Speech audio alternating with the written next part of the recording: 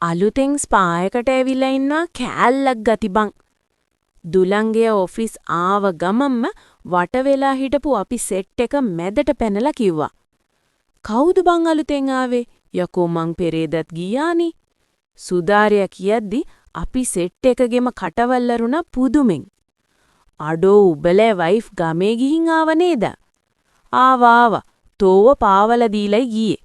උඹලා ටීවී එක ආයේ කැඩිලා කියලා. සුදාර මිහිරංගියා දිහාට අතක් දික් කරලා කිව්වා. අඩෝ තෝනම් ඉතින් බං ගෑණි හැමදාම බෑ ගාගත්තු ගමම්මයි අපරාදේ බැන්දේ කිසි වාසියක් නෑ.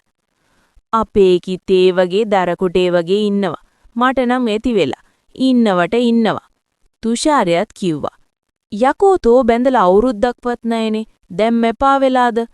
මිහිරංගියා තුෂාරයාගෙන් ඇහුවේ අපි හැමෝටම ඇති වෙච්ච ප්‍රශ්නේ. අම්මලාගේ උවමනාවට නිබං කරගහගත්තී. දැන් ඉතින් බෙදගත බෙරේ ගහනවා. තුෂාරයා හෙනම කලකිරීමෙන් වගේ කිව්වා.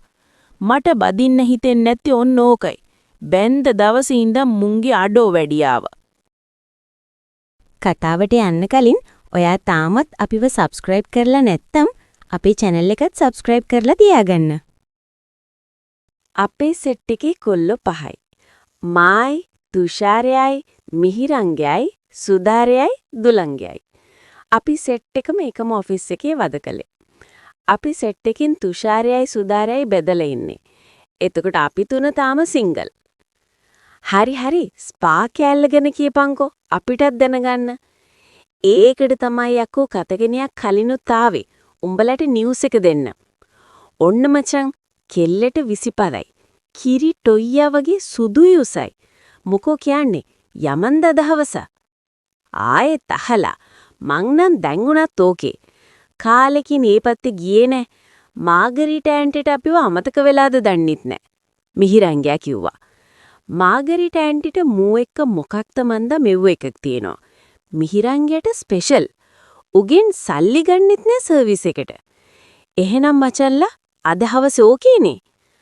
අපි තුන්දෙනා ලං ඕකේ. උඹලා දෙන්න. රෑ උනාම සමාධිගේ බරබරේ බං. තුෂාරයා අමනාපෙන් වගේ කිව්වා. කාලෙකින් අපි සෙට්ටුනෙත් නෑනේ. ගෑනිට කියපන් අපි අද අඩියක් ගහන්න සෙට්ටුනා කියලා. බැන්ද කියලා අපේ ෆන් අමතක කරන්න හොඳ නෑනේ බං. ගෑනි තේරුම් ගනි. කියලා මිහිරංගයා කිව්වා. බලමු.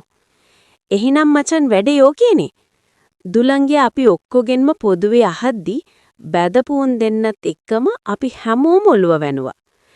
අපි එකම කම්පැනි එකේ වුණත් වැඩ තිබ්බේ එක සෙක්ෂන් වල.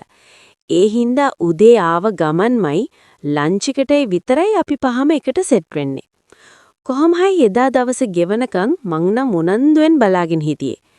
වැඩේ කියන්නේ වෙනදට වඩා දිග දවසක් වගේ එදා දවසේ ගෙවුනේ. මාරම හිමින්. අපි සෙට් එක වැඩ ඉවරුනාම බායක පැත්තට ගියා. ගිහින් අඩියක් ගැහුවට මොකද කවුරුත් ඕව ගියේ නැත්තේ අපි සෙට් එකට යන්න තව පොඩි තැනක් තියෙන හින්දා. කොහොම හරි එදා රෑ 7ට විතර අපි ස්පා එකට ගියා. දුලංගේ ඇරෙන්න අපි සෙට් එක කාලෙකින් එහි ගියේ හින්දාද මන්ද මාගරීට ඇන්ටිගේ කට කනේ තිබුණේ. ආව ගමම්ම ගෑණි මිහිරංගයාව අල්ලගත්තා. අම්මෝ මේ ළමයින්ට දැන් අපිව අමතකම වෙලානේ. මොකෝ අලුත් තැනක්වත් හම්බුණාද? පිස්සුද මාගරීට අක්කේ? ඔයාගේ සර්විස් එක දෙන්න වෙන එකෙක්ටවත් බෑ. ඒකනි බය නැතුව ඕන එකෙක්ට අපි මෙතන රෙකමන්ඩ් කරන්නේ. ආයේ සල්ලි අරන්ද? නෑ සර්විස් එක හොද හින්දා. සුදාරයා මාගරීටට බටර් පාර ගෑවා. බටර් නෙවෙයි මොනෝ ගෑවත් සතයක්වත් අඩු කරන්නේ ඔය ගෑණි. මහා කුණු ලෝබයි. එහෙම නැතුව බෑනි මල්ලි. බිස්නස් නම් මේ මාගරීටාගෙන් අහන්න ඕන. සර්විස් එක වගේම තමයි අපේ ඉන්නේ අලුත් මූණු. හැමදාම එකම මූණ දකිද්දිත් එපා වෙනවනේ මල්ලි. අන්න මාගරීට අක්කා හරිම තැනට ආවා. නැද්ද අර සුදු ලස්සන නංගි? දුලංගියා මෙදට පෙනලා ඇව්වා. එයාව දැන් පැයකට හොල්ලන්න බෑ. ඩේලි කස්ටමර් කෙනෙක්ට දැම්මා. 5000ක්ම වඩියෙන් දුන්නා කෙල්ලගේ මූණ දැකලා. ගෑණි දට්ටික පෙන්නලා මහා අමුතු විදියට hina වුණා. දුලංගයාගේ මූණ නරක් වෙන හැටි මන් බලාන. අවුලක් නෑ. එයාගේ වැඩ ඉවර වෙනකන් අපි ඉන්නම්. අපිට හදිසියක් නෑ. නැද්ද මචන්? ඔව් ඉතින්. අපි ආවේ අලුත් කෙල්ලව බලන්නනේ. දුලංගයා කියන එකත් හරි. එහෙනම් එතකන් රූම් එකක් බුක් කරගත්තා නා හරි. මට මිහිරංග මල්ලි එක්ක පොඩි කතාවක් තියෙනවා. අපි අර පට්ටර යමුකෝ. මාගරීටා මිහිරංගයාව ඇදන් යද්දි ඌ හැරිලා අපිට ඇහැක් ගැහුවා. සුදාරයා හැක ගාලා hina වෙන්න ගත්තා. ආපිත් පෙනුමට ඊටී නම් නිකම්ම සර්විස් ගත්තා කිනි බං. හරි. අපි දැන් මොකද කරන්නේ? මට නම් ලොකු වෙලාවක් ඉන්න බෑ බං. සමාධි කැමති නෑ රෑ වෙනවට. තුෂාරයා පාරණ තැටීම කැරකෙව්වා. හරි යකෝ ආව විතරනේ. ඔහොම ඉඳපන්. යමන්කෝ අර ලස්සන නංගිව ඉන්නේ. කයියක් දාන් ඉමු බං. අපි ඊට ටිකක් එහාට වෙන්න හිටපු එතන වැඩ කරන නංගිල සෙට් එක ළඟට කිට්ටු වුණා. උනුත් සිරික්කිය දාගෙන අපිව අල්ලගන්න තමයි බලන් ඉන්නේ. ඒත් මෙතන එහෙමටම පෙනුමකට කියලා එකියක් නෑ. දැන් දුලංගයිලට අපිව පේන්නෙම නෑනි අලුත් අය හින්දා. පිස්සුදු සුදු එහෙම එකක් නෑ. මට නම් කවුරුත් එකයි. දුලංගයා පෙණියානි. ඌ කෙල්ලගේ කරට අතක් දාගෙන එහෙම කිව්වා. එහෙනම් අපිනුත් සර්විස් එක ගන්නකෝ. මායි සුදාරයයි එතන තිද්ද සෝපාවට බර වුණා. හැමදාම එකම තැනින් කනකොටත් රහ නෑනේ. හරි නරකයි. කෙල්ල දුලංගෙක්ට හුරතල් වෙනවා. ඌ කොහෙ ගියත් කෙල්ලොන්ව අදුරනවා. උනුත් මූට දෙන්නම බලාගෙන ඉන්නේ. හරි බබා ඔෆිස් එකේ අද පාටියක් මං කිව්වේ. තුෂාරයා ෆෝන් එක කනේ ගහගෙන එහාට ගියා. අපේ ගෑනිට දැන් සැකයි බං. මට හොරේකක් තියනවා කියලා ඒකේ හිතන් ඉන්නේ. සුදාරයා කියද්දී දුලංගගේ ඇඟේ වෙලිලා හිටපු කෙල්ල දිහා බලන් හිටිය මගේ අවධානය බිඳුණා. මං සුදාරයා දිබා බැලුවේ "ඊමකෝ" අහන්න වගේ. මාත් එක්ක වලිදාගෙන තමයි අම්මලා ගෙදර ගියේ. ඉතින් ඔබට හොරේකක් නෑනේ? කාට කියන්නද බං? අර හොඳම යාළුවා කියන ගෑණි තමයි අපේ එකීගේ ඔළුව කන්නේ. සුදාරයා කියද්දි මට ඌ පව් කියලාත් හිතුණා. ඌ නැවිලා දනිස් දෙකේ වැලමිටි තියන් මූණ අත්වල හංගන් හිතුවේ. මං උගේ කොණ්ඩේ යටින් මගේ අතක් ගෙනියලා. අම්මෝ සනීපයි. ඌ මගේ පැත්තට හැරිලා කිව්වා. මට hina යද්දි ඌත් hina වුණා. උඹ බදින්නේ නැද්ද? ඌ සෝපාවට හේතු වෙලා අහද්දි උගේ ඔළුව අත ගෑව මගේ අත මං උගේ කලවින් තිබ්බා. උඹලගේ මැරේජ් ලයිෆ් දිහා බලද්දි කසාදත් එපා වෙනවනේ යකෝ. මං කිව්වේ ඕනවට එපාවට. ඒකද ඇත්තම හේතුව? උගේ කලව දිගේ ඔහේ උඩ පහළ ගිය මගේ අත ඌ අල්ලගත්තා. මට එතකොට උගේ මූණ දිහා බැලුණා. මොනවද ඔබට ඕනේ? ඌ මගේ ඇස් දිහා බලන් කෙලින්ම හද්දි මගේ හිතත් ගැස්සුණා. මූ මොනවද අහන්නේ? මම මගේ අත උගේ අතින් ගැලවුවා. මට මොනවත් එපා. ෂුවර්ද? ඌ hina වෙලා යටිතොල හපාගත්තම මට උගේ හැපුණු තොල දිහා බැලිලා කෙලතලියක් ගිලුණා. හැබැයි උගේ ඇස් දෙක කියන්නේ වෙනම කතාවක්. මං කලබලෙන් උග නැසහක් කරගත්තා. ඒක නෙවෙයි අනිද්ද මං අපේ නූරෙලිය ගේ බලන්න යනවා. ඒක විකුණන්න දාලානේ තියන්නේ. උඹ එනවද? ඌ මගේ අත ඇදලා අරන් ආයෙම උගේ කලව උඩින් තියලා හද්දි මගේ පපුව වේගෙන් ගැහෙන්න ගත්තා. ඇයි මං ඉන්නේ?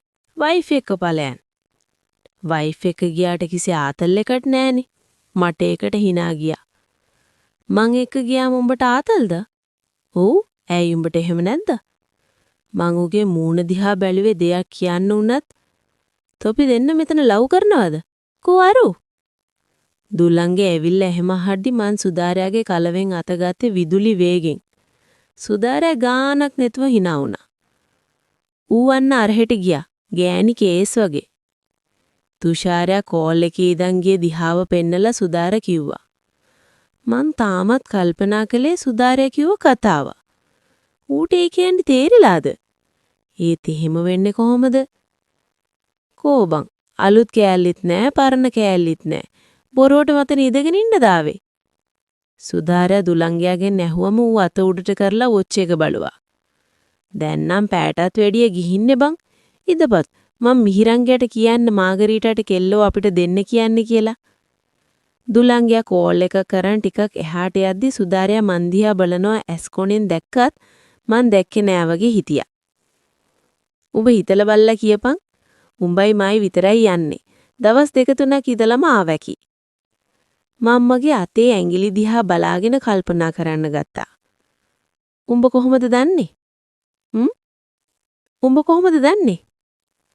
අපි කෙල්ලෝ දිහා බලන් පැණි පෙරන විදිහට උඹ බලන්නේ කොල්ලෝ දිහා. සුධාරයා ලාවට hina වෙලා කිව්වා. ඌට මීටර් වෙන්න තරම් මං කොල්ලෝ දිහා බලනවද? මෙච්චර කාලයකට ඊට රහසක් විදිහටනේ තිබ්බේ.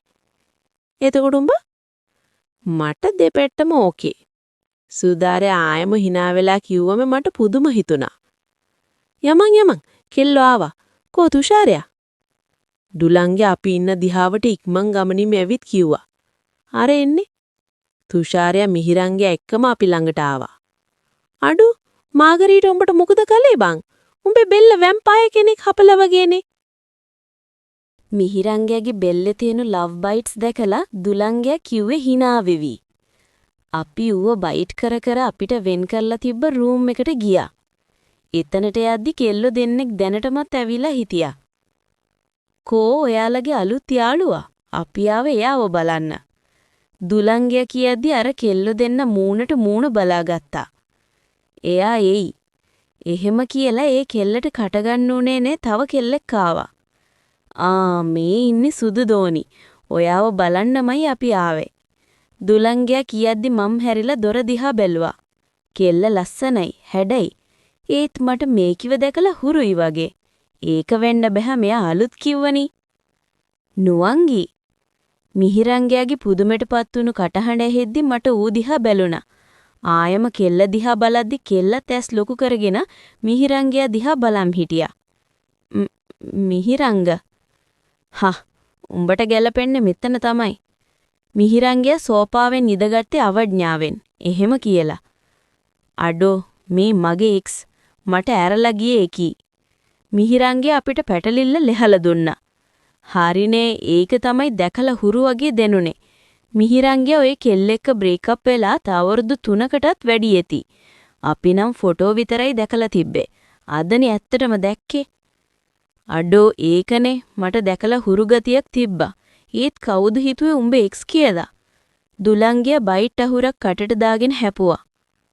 මිහිරංග අනේ මට සමා වෙන්න. ඔයාට කරපු වරදටයි මට මෙහෙම වුනේ. කෙල්ලෝ අඬගෙන ගිහින් මිහිරංගව බදාගත්තා.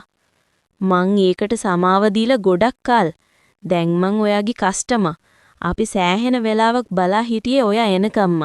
මගේ කොල්ලෝ ටික සතුටු වෙන්න බලාගෙන ඉන්නේ. දුලංගයා ඒත් එක්කම ගිහින් කෙල්ලව දෝතට ඔසවා ගත්තේ අපි පුදුමෙන් බලා ඉද්දි.